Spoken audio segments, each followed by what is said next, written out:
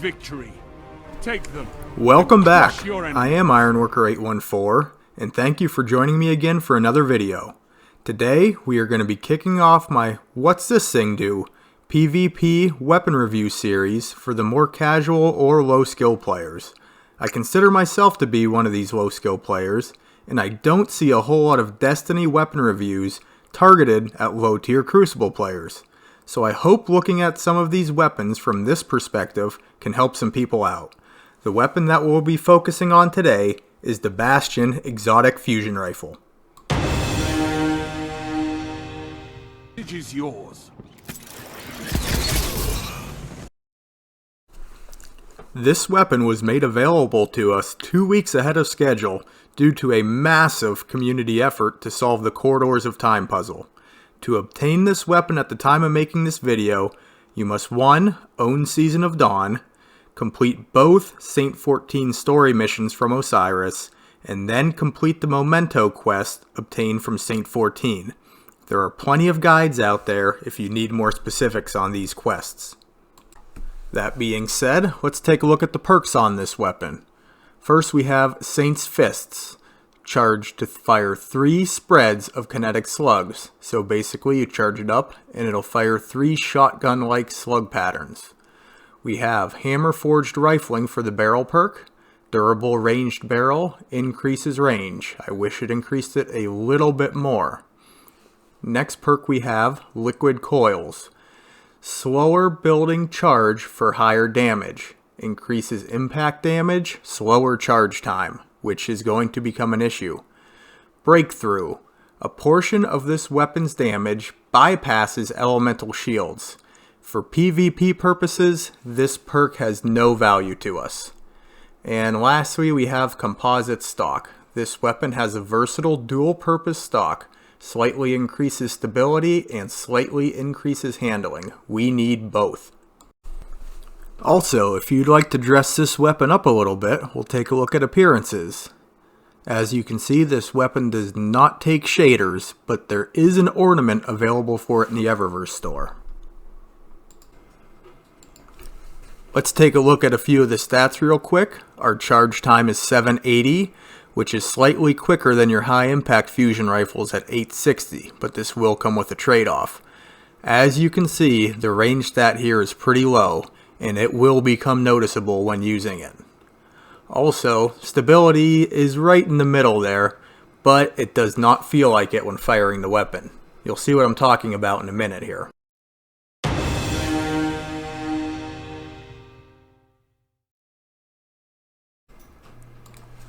Before we specifically get into what I like and dislike about that weapon, I'd like you to watch some of the clips here in the background gameplay and pay attention to how much damage it's doing to the enemies when it's in its effective range. It does put out a lot of damage when it's right in its wheelhouse, and when you pull the trigger, enemies will go down.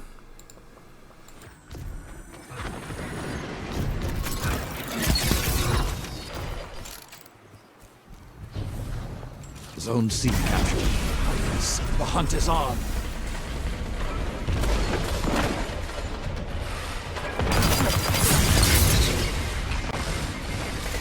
Now your lead is even greater, but it's not over.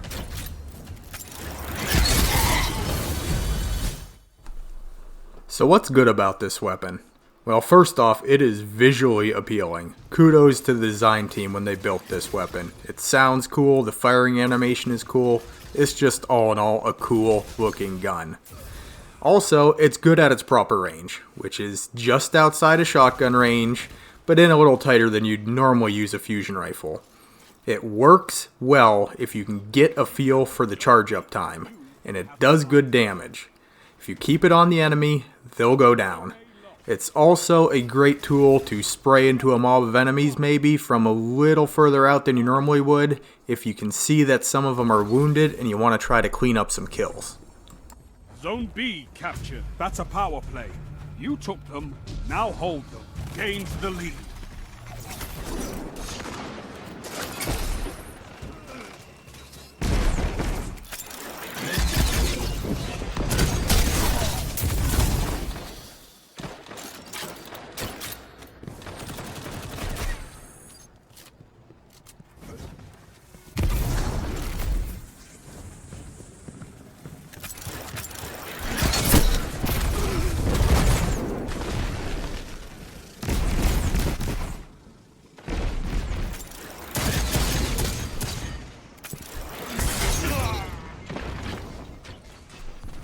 All in all, when first picking this gun up, I thought, hey, this seems to be a serviceable weapon.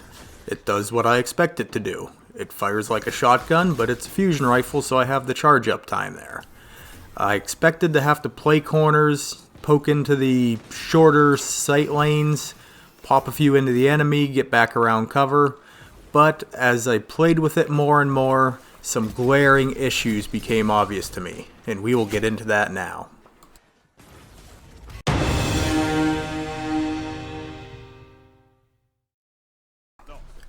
Let's talk about the charge up time on this weapon. I know 780 is a little lower than your normal fusion rifle charge up time that you'd be using in PvP, but not only are you dealing with the charge up time, you are dealing with the time it takes for this weapon to discharge its full 3 bursts. While you are waiting for this weapon to empty its round, you are exposed, and if there is a competent player on the other end of your barrel and he is taking shots at you, he has plenty of time to put you down. Also, the time it takes to discharge the 3 patterns of slugs will cost you kills.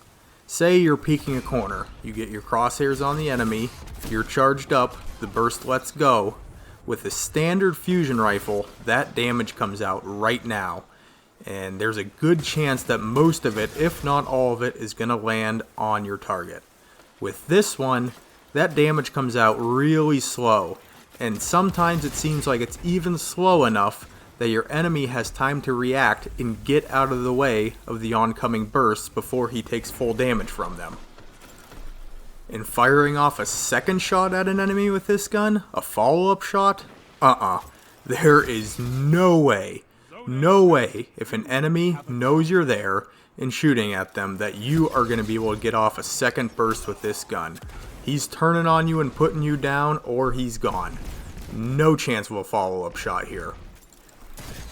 Now, when I was talking about the effective range of this gun, I should have also been thinking about the useful range of this gun. It is useful just outside of shotgun range. Now, why would I equip this fusion rifle over another fusion rifle if I'm handicapping myself on range and I'm giving myself an exaggerated charge up time? A standard fusion rifle can deal with a shotgun rusher just as well as this thing can, so why equip this instead of an Arantil? Now, maybe we're thinking the wider shot pattern this fusion rifle has makes it better to deal with those shotgun rushers. But honestly, when those 3 bursts come out, I think the gun kicks. I have a difficult time putting the full burst on an enemy, even at a closer range. I feel like I'm way better off using a standard fusion rifle to burst down a shotgun rusher than trying to spray him down with this thing.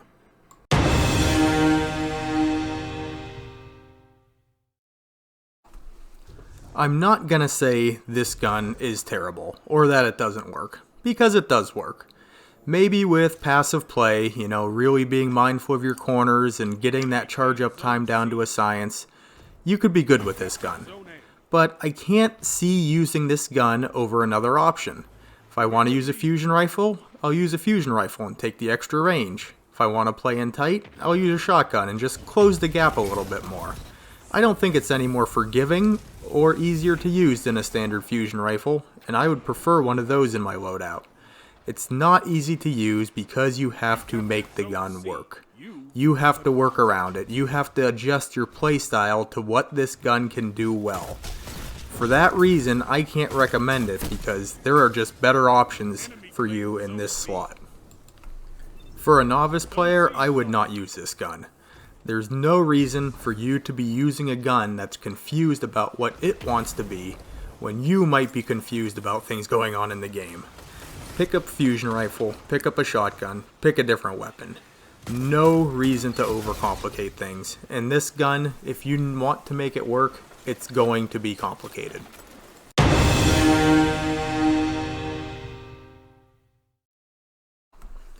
That is going to do it for our Bastion weapon review.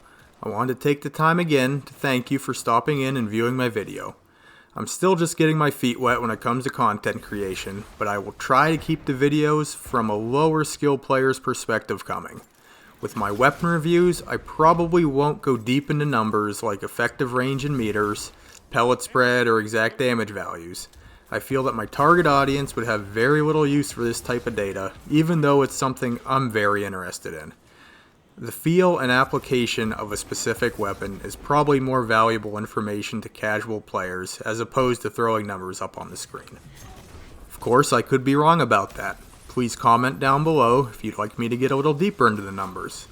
But if you enjoyed the video, please hit the thumbs up, and if you find my opinions are informative and useful, please consider subscribing to see content in the future. If you have a friend that could benefit from this review, please pass it along to them. I do live stream on Twitch. Look for Ironworker814 over there also if you'd like to come interact with me live.